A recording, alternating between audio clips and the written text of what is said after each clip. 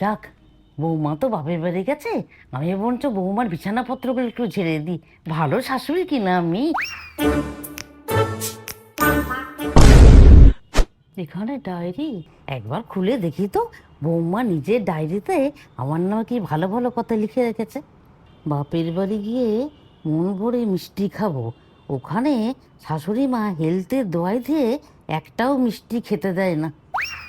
শাশুড়ি যখন বাড়িতে থাকবে না, তখন আমি ইউটিউব দেখে দেখে নিজেই বিরিয়ানি রান্না করে খাবো, কারণ শাশুড়ির বিরিয়ানি রান্না মুখে তোলা যায় না। এ তো পুরো মহাভারতের শকুনি। দাঁড়া, আজকেই আমি বৌমার পর্দা ফাঁস করব। তুই জানিস কি, ডায়েরির শুরুতে বৌমা আমার নামে কি সব আজে বাজে কথা লিখে রেখেছে? তোর বউটা হচ্ছে একটা দুমুখো সাপ। না না, শুধু শুরুর দিকটা নয়, এসব ডায়েরির শেষের দিকের পাতাটা পড়ে দেখতে হয়, তবেই তার আসল চরিত্রটা বুঝতে পারবে। পড়ো পড়ো, শেষের পাতাটা পড়ো। শেষের কথাটা? এখন যে ডায়েরিটা পড়ছে তাকে খুব শীঘ্রই এক অতৃপ্ত আত্মা ভর করবে। হ্যাঁ,